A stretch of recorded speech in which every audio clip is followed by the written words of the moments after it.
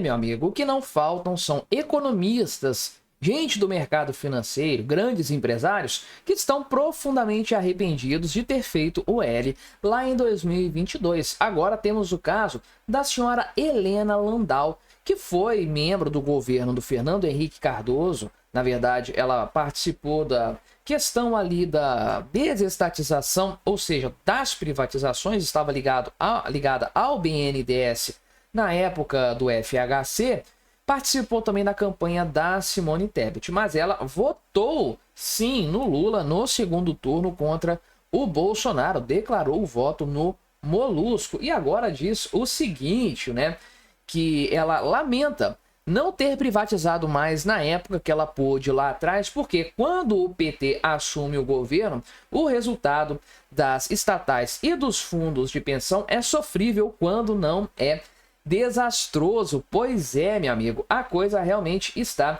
bastante complicada. O Estadão, inclusive, fez aqui na coluna de opinião dizendo, né, estatal, aliás, ela fez um Estadão, a Helena Landau escreveu isso aqui no Estadão. Estatal é como o rabo de lagartixa, não adianta cortar, cresce de novo, só resolve vendendo. Engraçado que o Bolsonaro trabalhou bastante nesse sentido. O Lula nunca quis privatizar absolutamente nada. Ainda assim, essa senhora fez o L com gosto e agora está bastante arrependida. Pois é, mas não é só ela não. Tem também aqui um bilionário do setor do agro, que é amigo do Lula, não citado, mas, enfim, é um cara importante nesse setor, que falou o seguinte, que o empresariado está desanimado, o governo Lula acabou, e, na verdade, é melhor que o mandato acabe de uma vez, porque não tem mais salvação. Vamos conversar, então, sobre esse tema. Mas antes, não se esqueça de se inscrever no meu canal se você ainda não for inscrito. E se você quiser colaborar ainda mais com o meu trabalho, é só você clicar no botão Seja Membro aí embaixo,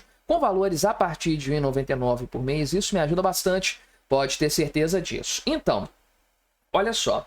Helena Landau, conforme eu adiantei, trabalhou lá na época do governo Fernando Henrique Cardoso, participou da diretoria de desestatização do BNDES. Pois é, e enfim, ela teve ali algum tipo de participação, provavelmente em muitas das importantes privatizações que aconteceram lá naquela época. Por exemplo, na telefonia brasileira, uma das mais marcantes, sem sombra de dúvidas. A esquerda, totalmente contrária a isso na época, fez um escarcéu contra essa possibilidade, mas aconteceu. E hoje, se nós temos telefone dentro do bolso da calça, hoje, é por causa dessa privatização que aconteceu antes. E nas palavras dela que fez o L com gosto lá em 2022, nas palavras dela aqui, estatal só se resolve vendendo, ou seja, esse negócio de ficar tratando o Estado como tendo um papel de indutor na economia e aquela coisa, sempre traz o risco, que não é nada descartável, diga-se de passagem, de o executivo intervir na gestão dessas empresas, inclusive naquelas que já são privatizadas hoje, mas que possuem ainda algum grau de participação do governo. O governo tem alguma cadeira no conselho representativo, pode pressionar de alguma forma e etc. Então ela fala aqui o seguinte, que ela sempre foi defensora da privatização, mas ela se torna uma defensora ainda mais radical quando ela vê os resultados. Meu amigo, são resultados catastróficos. Os Correios mesmo tiveram um prejuízo no ano passado de 2,6 bilhões de reais, uma coisa assustadora, impressionante. Correios esses que davam lucro na época do Bolsonaro. Então, é claro que estamos diante de um evidente problema de má gestão, de incompetência, ligado, é claro, ao governo PT. Aí ela diz que existem muitas estatais desnecessárias, eu diria que todas são desnecessárias, porque se o mercado não provê determinado serviço, que o Estado também provê, é porque esse serviço não é demandado. Sempre que há demanda, há oferta de algo para sanar essa demanda. Todo mundo quer ganhar dinheiro no final das contas.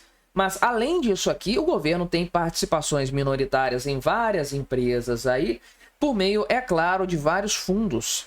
Por exemplo, o BNDES Par e também bancos públicos, que acabam entrando nessas empresas via conselhos administrativos e acabam sendo porta-vozes do governo lá. Ela cita aqui o caso da Eletrobras, que teve idas e vindas. Vale também, inclusive, com o governo pressionando para que a empresa colocasse o Guido Mantega no comando, né? E a Petrobras, que é desnecessária, inclusive, né? É desnecessário, inclusive, falar a esse respeito. É uma empresa totalmente que sofre totalmente com intervenções por parte do governo, do Poder Executivo, em qualquer governo, tá? Mas especialmente neste governo Lula, de maneira em que é incrível. O governo PT é sinônimo de prejuízo para a Petrobras, como nós tivemos no último trimestre do ano passado. Estou curioso para ver o resultado desse trimestre com o barril de petróleo em suas mínimas históricas. Mas então, o que acontece aqui? De acordo com ela, a definição da senhora Helena Landau, estatal só resolve, é igual o rabo de lagartixa, não adianta cortar, ele cresce de novo. Então, só se resolve vendendo 100% das ações, tirando completamente o governo da jogada. Aí, essas empresas passam a ter algum tipo, de fato, de liberdade, de autonomia. Também não é 100%, porque isso não existe no Brasil, mas é melhor do que nada. Agora, posto isso, dito isso, eu fico curioso para saber por que ela votou no Lula em 2022. Ela disse o seguinte: foi um voto de segundo turno, então o Congresso Nacional já estava determinado quando ela votou. Ela afirmou que com esse Congresso que havia sido eleito, não seria uma combinação saudável o Bolsonaro ser reeleito, porque por algum motivo no Brasil se acredita que se o Congresso tem uma postura, digamos, à direita, mais à direita, o governo tem que ser mais à esquerda, o que obviamente é um problema, não garante governabilidade. Quando você tem um parlamentarismo, por exemplo, todo governo é de coalizão, ele garante a governabilidade no parlamento. Pressupõe-se, parte-se desse princípio que o governo vai ter a governabilidade, vai ter uma representatividade grande no parlamento para conseguir fazer o seu plano de governo. Por algum motivo, aqui no Brasil, acredita-se que isso é errado, que tem que ter um Congresso contra o Executivo. Aí é a bagunça que acontece no Brasil, interferência do Centrão, compra de votos via mensalão e coisas do tipo. Mas e o papo da privatização, que parece tão importante para uma pessoa que já atuou no poder público nessa área? Bolsonaro privatizaria muito mais se o STF deixasse. Ele fez grandes coisas nesse sentido e o Lula nunca fez nada no sentido de privatização. Pelo contrário, ele se candidatou com a promessa de reverter o que o Bolsonaro tinha feito. E, é claro, conforme eu falei aqui no começo, além da senhora Helena Landau, tem aqui também um cara, um amigo do Lula. O cara aqui, de fato, é um amigo, né?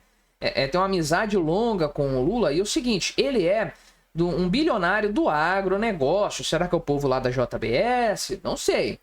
Não sei quantos bilionários existem nessa área aí, né? Mas, enfim, ele disse que o governo atual não tem rumo, não está seguindo nenhum caminho de fato aqui, está com mais um escândalo nas costas, que é a questão do INSS, não tem governabilidade, enfim. Nas palavras desse bilionário, o empresariado está desanimado com o Brasil de hoje, o governo acabou e, no fundo, é melhor que esse mandato do Lula termine de uma vez. Então o pessoal está jogando a toalha de fato, não acredita mais na governabilidade do governo Lula.